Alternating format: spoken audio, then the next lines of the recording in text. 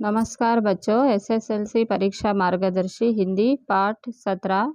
कोशिश करने वालों की कभी हार नहीं होती। पाठ 14 सुर श्याम। रचना भाग। औपचारिक पत्र लेखन। छुट्टी पत्र। गद्य भाग। पाठ 3 गिल्लू की कहानी। पाठ 6 पाठ 15। पाठ 14 सुर श्याम। पहला मेन, एक वाक्य में उत्तर लिखिए। पहला प्रश्न, सुर श्याम पर पद के रचयिता कौन है? उत्तर, सुर श्याम पद्य के रचयिता सूरदास जी हैं। दूसरा प्रश्न, कृष्ण की शिकायत किसके प्रति है? उत्तर, कृष्ण की शिकायत भाई बलराम के प्रति है। तीसरा प्रश्न, यशोदा और नंद का रंग कैसा था?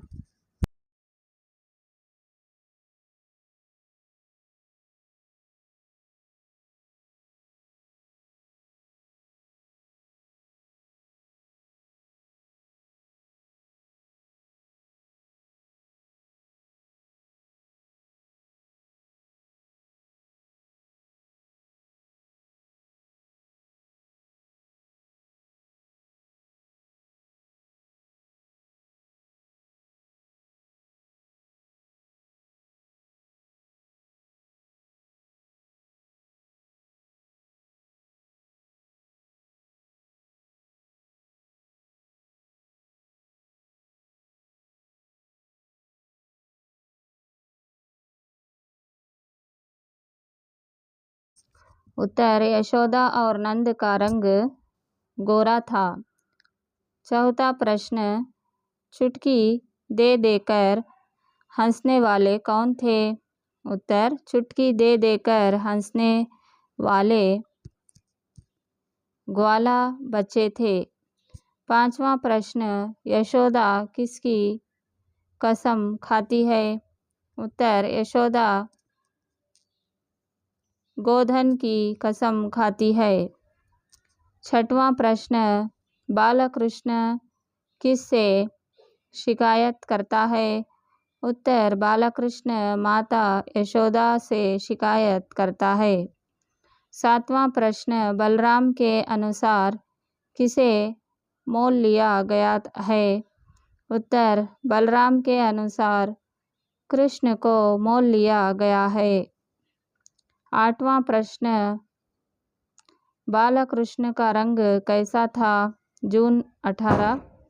उत्तर, बालकृष्ण का रंग काला अथवा श्यामा था। 2-3 वाक्यों में उत्तर लिखिए। पहला प्रश्न, कृष्ण बलराम के साथ खेलने क्यों नहीं जाना चाहता? अप्रैल 2016। कृष्ण बलराम के प्रति क्यों नाराज है? जून 18। उत्तर, बलराम कृष्ण को तुझे यशोदा ने जन्म नहीं दिया है, तुझे मोल लिया गया है। यशोदा और नंद का रंग गोरा है, तुम काले हो, ऐसे कहकर बहुत चिढ़ाता था। अतः कृष्ण बलराम के साथ खेलने को नहीं जाना चाहता। दूसरा प्रश्न, बलराम कृष्ण के माता पिता के बारे में क्या कहता है? अप्रैल 19 अप्रैल 23। उत्तर, बलराम कृष्ण के माता पिता के बारे में कहता है, तुम्हारे माता पिता कौन हैं? यशोदा और नंद का बेटा नहीं है तू। क्यों वे दोनों गोरे हैं, तू काला है।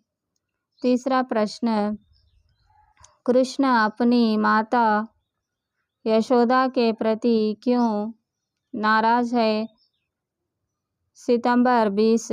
उत्तर, कृष्ण अपनी माता यशोदा के प्रति नाराज है क्योंकि वह कृष्ण को बार बार मारती है, लेकिन बलराम पर कभी भी गुस्सा नहीं करती है।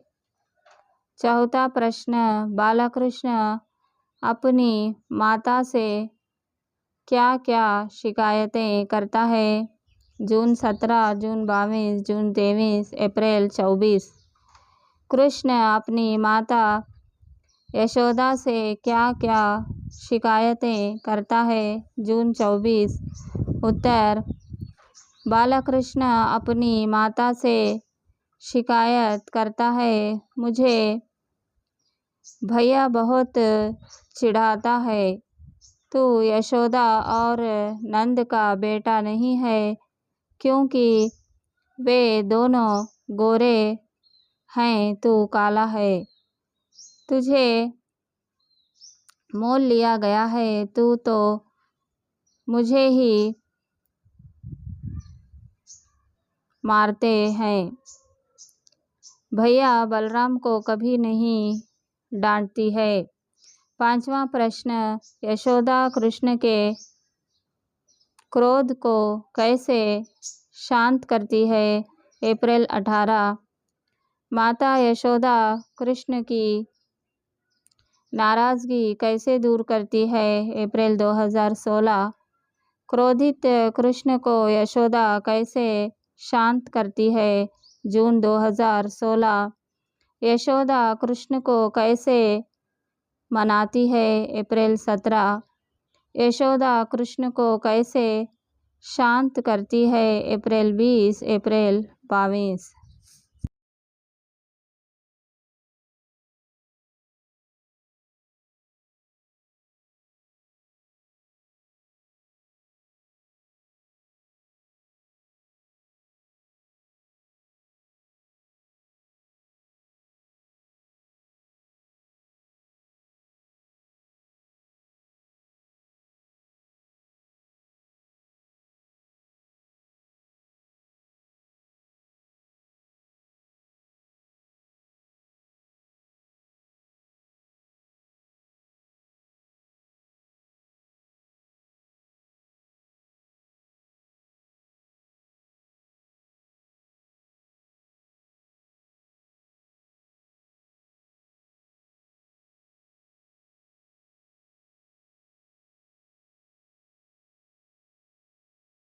उत्तर, यशोदा माता कृष्ण से कहती है कि हे कृष्ण, सुनो, बलराम जन्म से ही चुगलखोर है।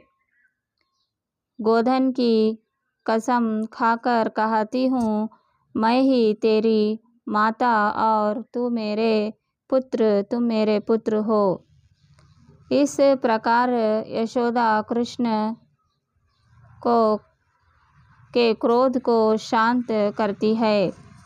दूसरा मेन, प्रथम दो शब्दों की अनुरूपता के अनुसार तीसरे शब्द का अनुरूप शब्द लिखिए। पहला, बलभद्र।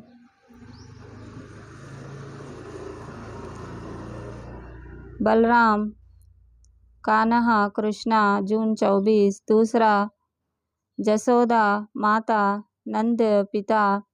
तीसरा, रिझाना, मोहित होना, खिजाना, चिढ़ाना।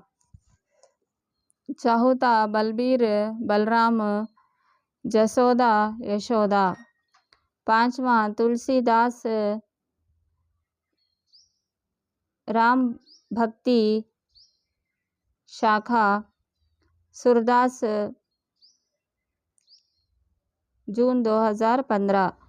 छठवां, गोरा रंग यशोदा, काला रंग कृष्णा, अप्रैल 2016।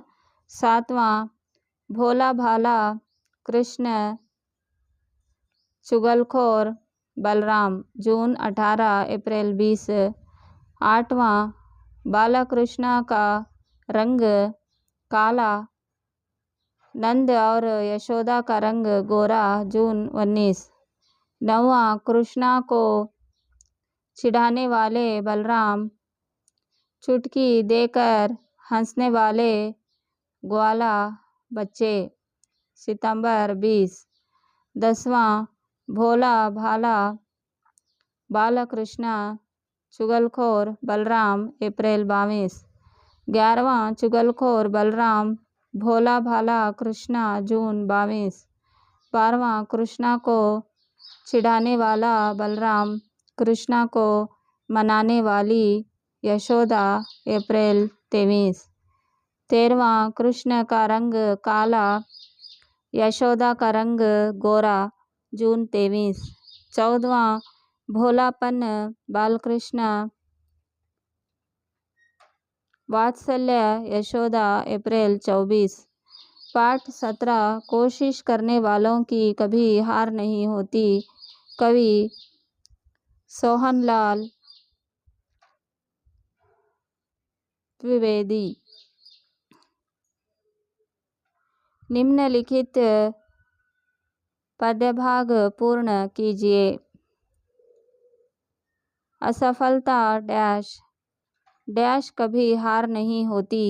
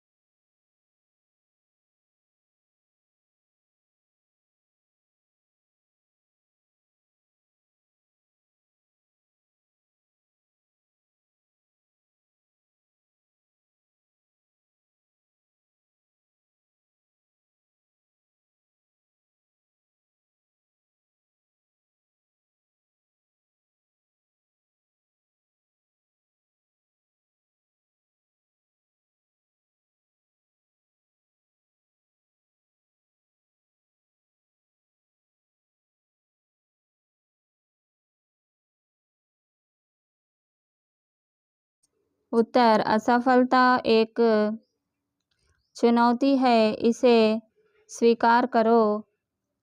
क्या कमी रह गई देखो और सुधार करो। जब तक न सफल हो नींद चैन को त्यागो तुम, संघर्ष का मैदान छोड़कर मत भागो तुम। कुछ किए बिना ही जय जयकार नहीं होती, कोशिश करने वालों की कभी हार नहीं होती।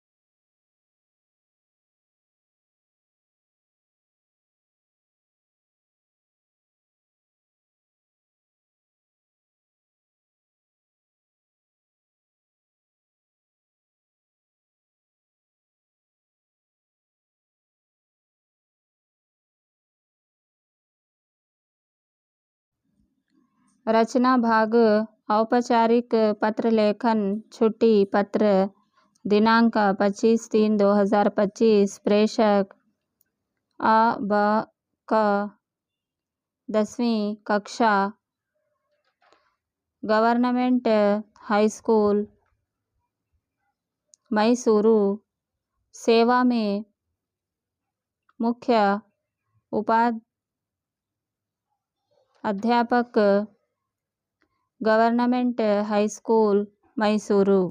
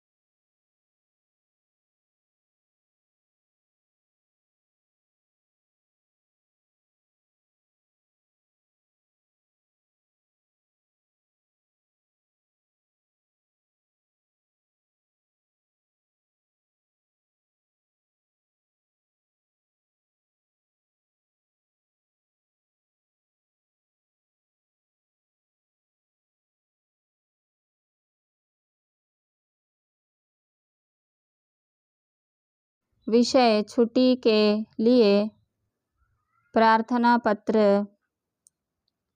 आदरणीय महोदय,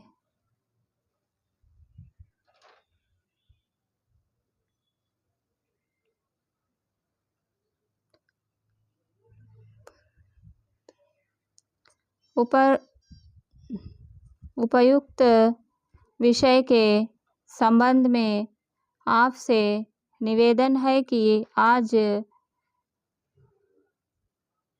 विद्यालय आने से असमर्थ हूँ क्योंकि मेरी तबीयत ठीक नहीं है। मेरी बहन भाई की शादी है या मैं अपने गांव जाना है, अतः आज से 2 दिन अर्थात दिनांक 26/3/2025 और 27/3/2025 को छुट्टी देने की कृपा कीजिए। धन्यवाद। स्थान मैसूरू। आपका छात्र अ.ब.क। गद्य भाग पाठ 3 गिल्लू कहानी। रचनाकार महादेवी वर्मा। तीसरा मेन 5-6 वाक्यों में उत्तर लिखिए। पहला प्रश्न, गिल्लू के कार्यकलाप के बारे में लिखिए। जून 18, अप्रैल 20।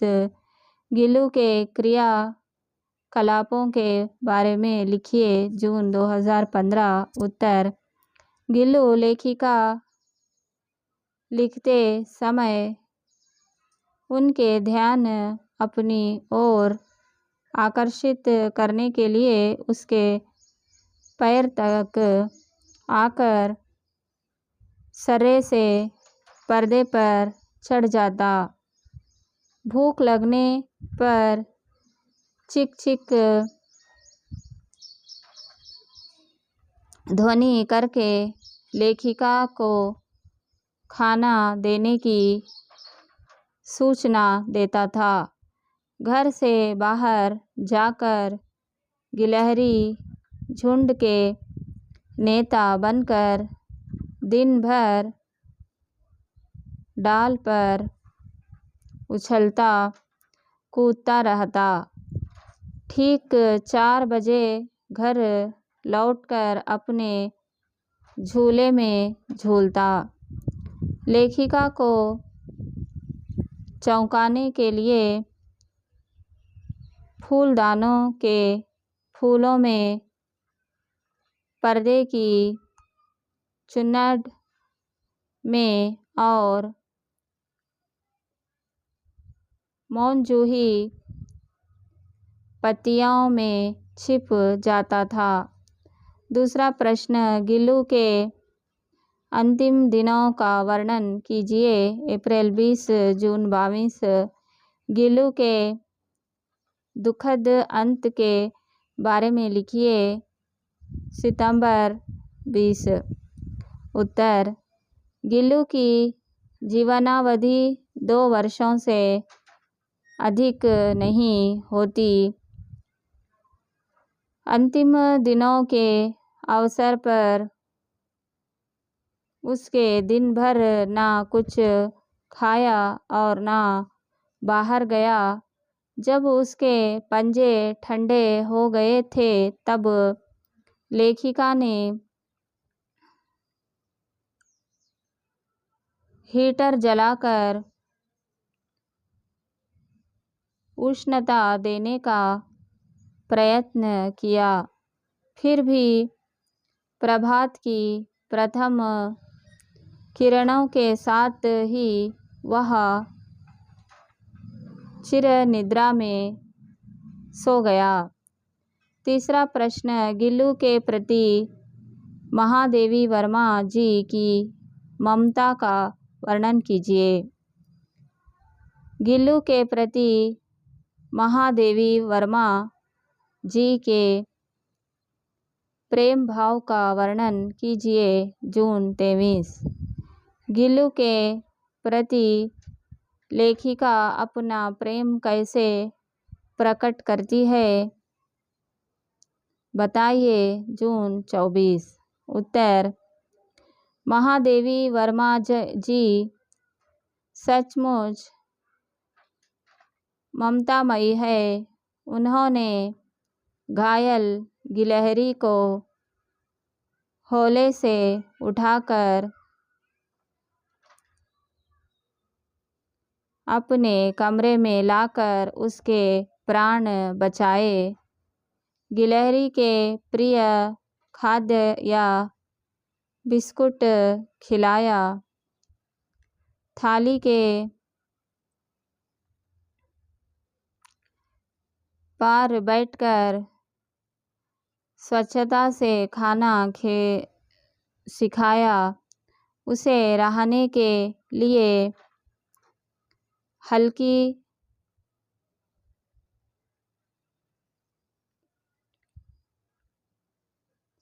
इलिये से घर बनाया। घर में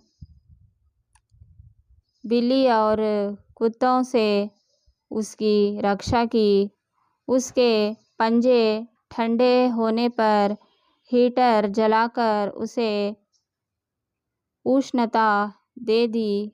उसके मरने के बाद सोनजूली की लता के नीचे उसकी समाधि बनाई।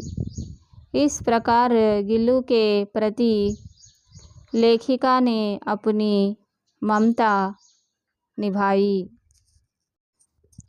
4वां प्रश्न, लेखिका के प्रति गिल्लू अपनी भावना कैसे प्रकट करता है। अप्रैल 19। लेखिका के प्रति गिल्लू की ममता का वर्णन कीजिए। अप्रैल 23। उत्तर, लेखिका जब अस्पताल में थी तब गिल्लू उदास रहता था। अपने प्रिय खाद्य काजू को बहुत कम खाता था। उनके कमरे का दरवाज़ा खुलते ही अपने झूले से उस ओर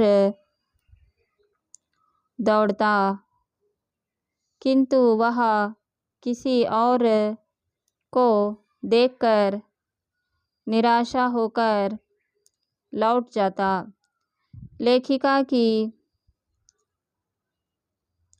अस्वस्थता में उनके तकिए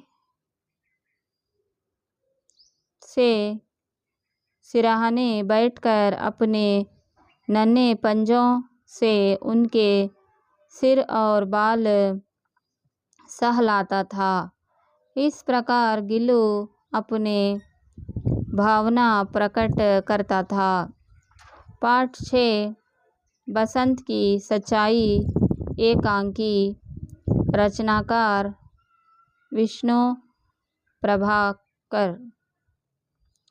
तीसरा मेन 4-5 वाक्यों में उत्तर लिखिए। पहला प्रश्न, बसंत ईमानदार लड़का है कैसे? अप्रैल 2016 जून 17। बसंत की सच्चाई एकांकी में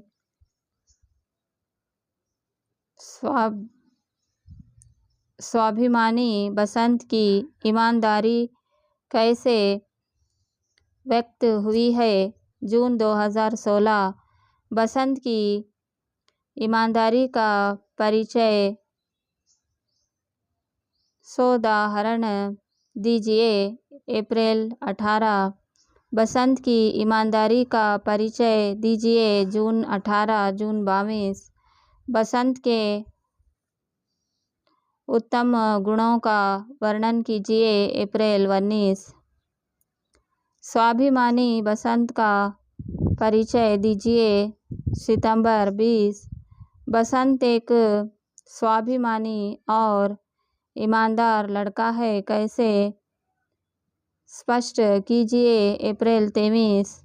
बसंत एक ईमानदार स्वाभिमानी लड़का है कैसे? बताइए। जून 23। उत्तर, बसंत गरीब लड़का है। वह छलनी, बटन और दियासलाई बेचता है। वह स्वाभिमानी है।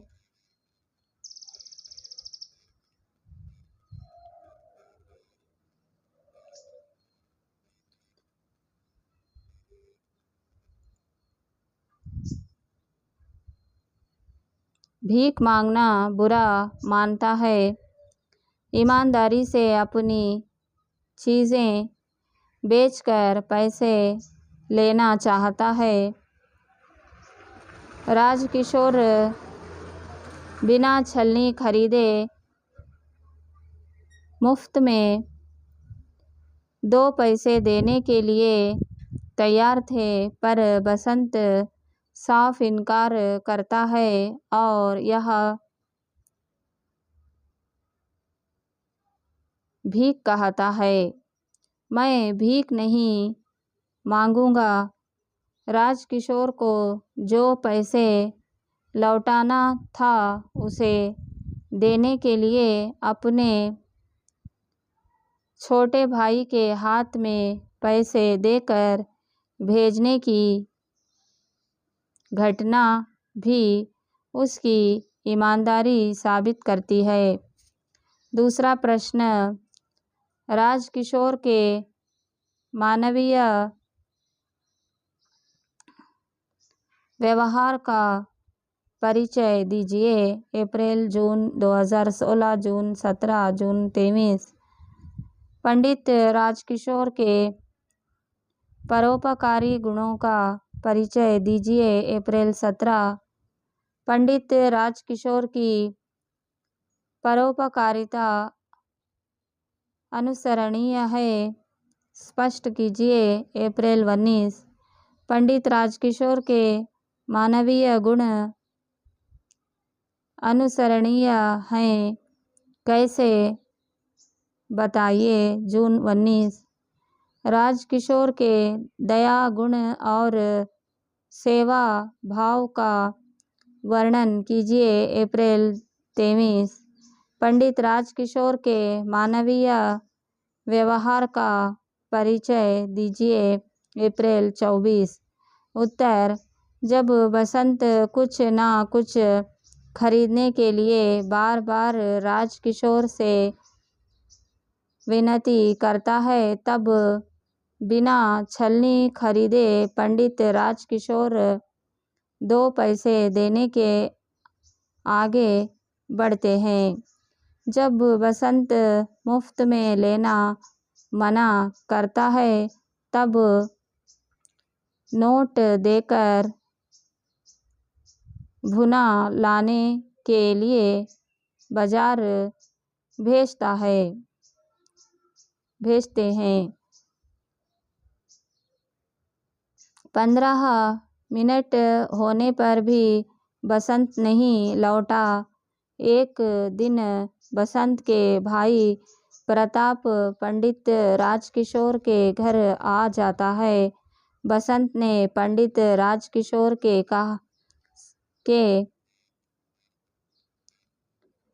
से कहा, बसंत, मोटर के नीचे आ जाने के कारण उसके दोनों पैर कुचल गए हैं, इसलिए आपके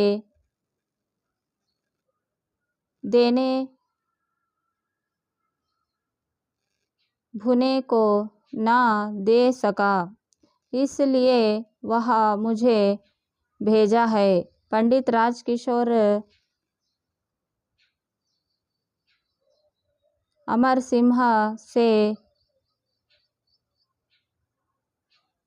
इलाज कराते हैं, डॉक्टर से अस्पताल ले जाकर इलाज कराते हैं। पंडित राजकिशोर मजबूरी के। तीसरा प्रश्न, बसंत नोट भुनाकर वापिस क्यों नहीं लौटा?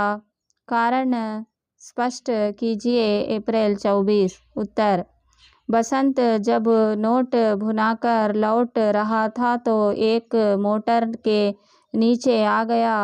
मोटर उसके पैरों के निकल गई। उसका सामान, पैसे बिखर गए और उसे चोट पहुंची। उसके पांव कुचल गए। घर ले जाना पड़ा उसे और फिर अस्पताल ले जाना पड़ा। पाठ 15, कर्नाटक संपदा निबंध। रचनाकार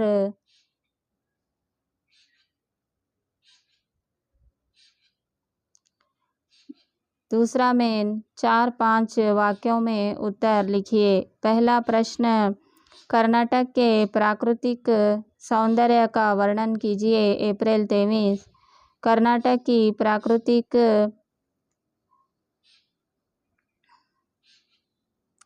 सुषमा का वर्णन कीजिए। अप्रैल 19।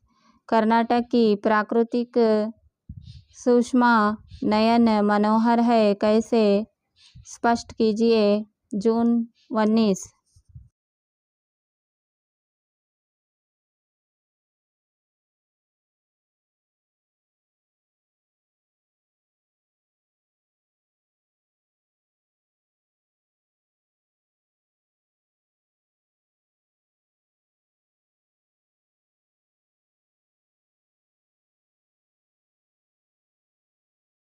उत्तर, कर्नाटक की प्राकृतिक सुषमा नयन मनोहर है। पश्चिम में विशाल अरबी समुद्र लहराता है। इसी प्रांत के दक्षिण में उत्तर छोर तक लंबी पर्वतमालाएं हैं। इन्हें पश्चिमी घाट कहते हैं।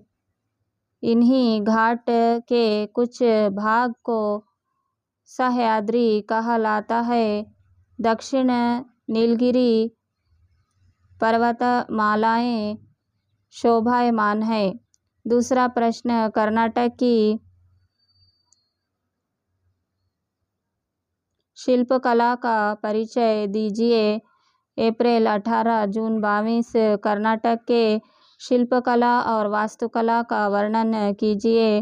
कर्नाटक राज्य की शिल्पकला और वास्तुकला अनोखी है, स्पष्ट कीजिए। कर्नाटक की शिल्पकला का वर्णन कीजिए। कर्नाटक की शिल्पकला और वास्तुकला का परिचय दीजिए। उत्तर, कर्नाटक की शिल्पकला अनोखी है। बादामी ऐहोळे पट्टदकल्लु में जो मंदिर हैं वे शिल्पकला का अद्भुत उदाहरण है। बेलूरू हळेबीडु सोमनाथ के मंदिरों में पत्थरों की सजीव मूर्तियां हैं। रामायण और महाभारत की कहानियों की याद दिलाती हैं। श्रवणबेळगोळा में 57 फुट ऊंची गोमटेश्वर की एक शिला की प्रतिमा शांति और त्याग का संदेश दे रही है। विजयपुरा के गोल गुंबज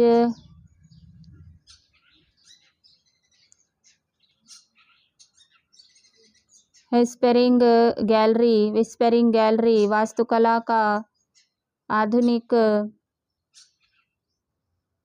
है। तीसरा प्रश्न, कन्नड़ भाषा तथा संस्कृति को कर्नाटक के साहित्यकारों की क्या देन है? उत्तर, कर्नाटक के अनेक साहित्यकारों ने कर्नाटक की कीर्ति संसार में फैलाई है। वचनकार बसवण्णा क्रांतिकारी समाज सुधारक थे। अक्का महादेवी, अल्लमा प्रभु सर्वज्ञ जैसे अनेक संतों ने अपने वचन द्वारा प्रेम, दया और धर्म की सीख दी है।